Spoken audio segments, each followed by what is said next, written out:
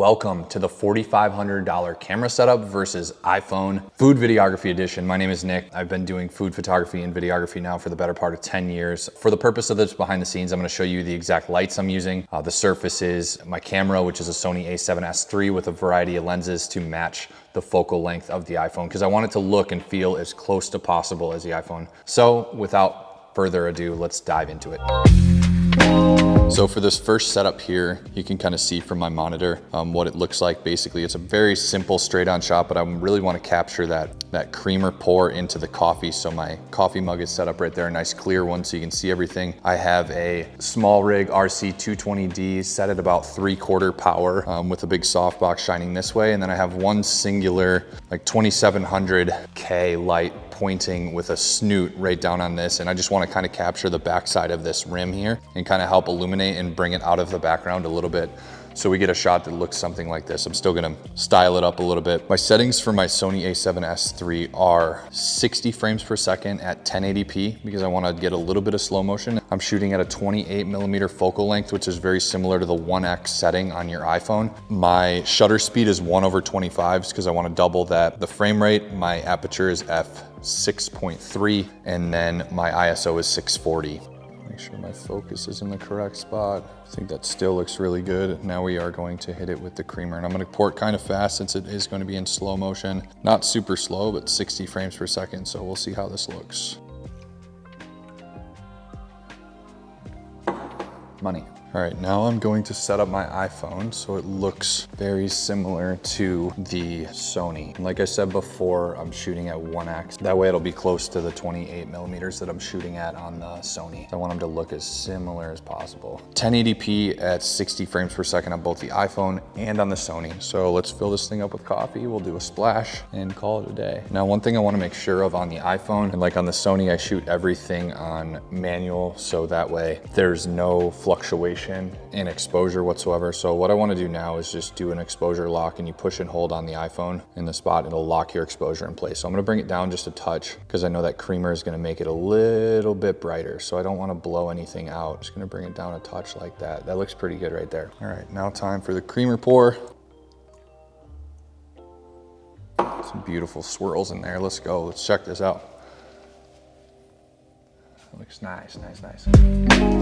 So I've got a really simple and practical lighting setup for this one. We're gonna kind of stick with that same look and feel of the coffee scene. We have a solid blue background here, and I really want that to help like the color of the white ice cream pop and give it that kind of like cool, decadent feel. And then I have just like a snoot over here on the side, just giving it just like a nice little bit of side and like rim light around the ice cream. And then when I do the chocolate drizzle over top, hopefully we get a little bit of shimmer and shine off of this warmer light over here. So let's get our ice cream in and get ready to drizzle. For my settings on this one, the camera settings specifically on the Sony a7S III, I'm gonna shoot at 75mm focal length. My aperture is at 6.3. I'm shooting 1/60. Shutter speed, because I'm shooting this one at 4K 30 frames per second. And I'm not sure how much detail you're gonna see, but that's my goal with this shot here, is to get as much detail and richness of the chocolate cascading down the ice cream. I wanna be able to see every little stream of chocolate and every little nook and cranny in the ice cream. I'm not sure how much you're gonna see watching it on Instagram, YouTube, or TikTok with the compression factor, but that's what I'm going for here. The iPhone shoots at 4K, 30 frames per second, so that's what I'm gonna set my camera to. And the iPhone will be at the 3x setting. So let's get some ice cream in there and let's do our drizzle. I'm just checking my focus right now because I want the chocolate to kind of come down here and then cascade over and fall off of the glass. All right, let's do it. If I can't see my focus that well, or there's like too much white in the scene, or like not enough detail, I'll use like a business card or something. I'll stick it right where I want the action to happen, and then I'll just focus in on that spot. It's kind of right where I want it. Nice chocolate drizzle.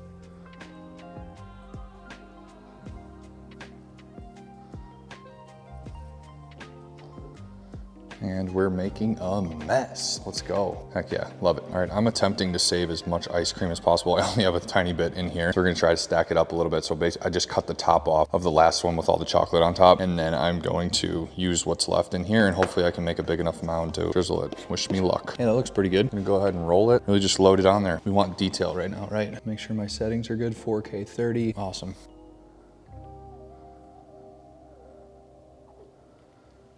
Let's go. Look at that. Come on now. I think I'm gonna surprise myself with the iPhone here a little bit. Look how beautiful that looks. Ooh, I like. Doing grilled cheese pull, and I went with a really dark looking background for 2 reasons. Number one is to push the iPhone's limitations, see how well it does with hard light and with a super dark background, see if it can really hit that contrast. Secondly, I really want to separate the grilled cheese from the rest of my scene. I want your eyes to go to the grilled cheese only, and see just that beautiful pull right in the middle. So hopefully I have some really nice processed American cheese. Hopefully I can get this thing very nice and stretchy and gooey. That's my goal here. Went with the hard light.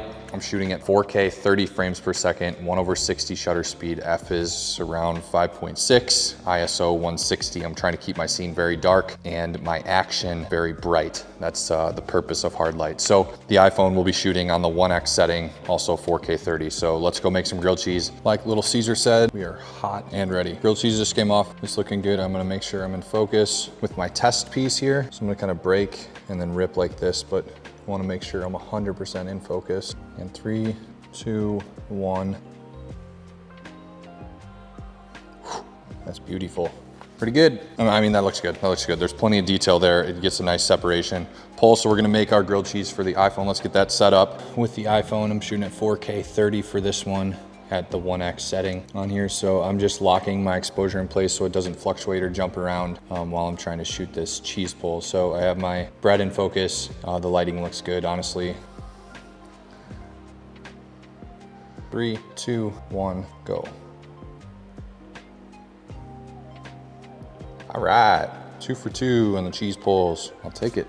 All right, I have a very simple lighting setup here. One light is centered in from behind. This is at 100% power with the hard light reflector on coming in over top and kind of lighting our scene from here. So everything is kind of backlit from this light. And then I have the snoot at about half power, filling everything in on this side. So I still am able to get a lot of those bubbles.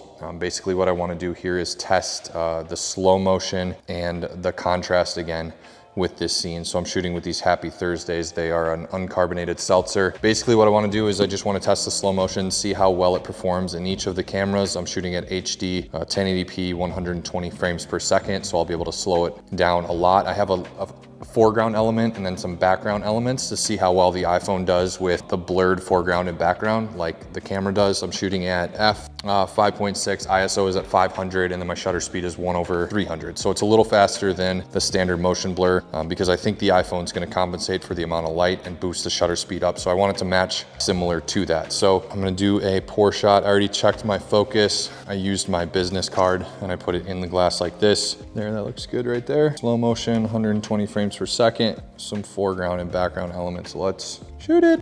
I record on this guy. And I'm definitely underexposed on this one a little bit too, just because I know there's gonna be a lot of like shimmering in the highlights, so I just don't wanna blow any of those out. My framing could be a little better here, but hey, it's all right. These are just fun shots, right? 3, 2, 1, go.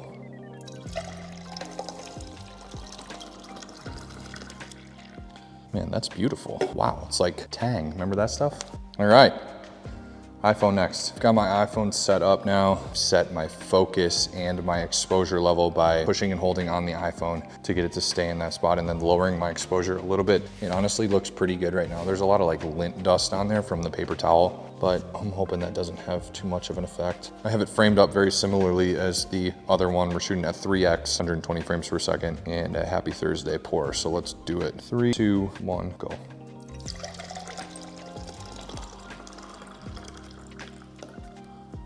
Nice, just like that. Man, that color is beautiful on there. Holy smokes. I love the orange. Backlighting really helps it come through. Let's take a look. And that's a wrap on the 4 shots that I showed you from the short or the reel or the TikTok that you got to see first. I really wanted to make this behind the scenes to kind of show you my thought process and like what goes into the shoot from start to finish with lights, with surfaces, how I position everything. So cheers to that, and we'll see you in the next video. Here's the final edits together so you can kind of see them again.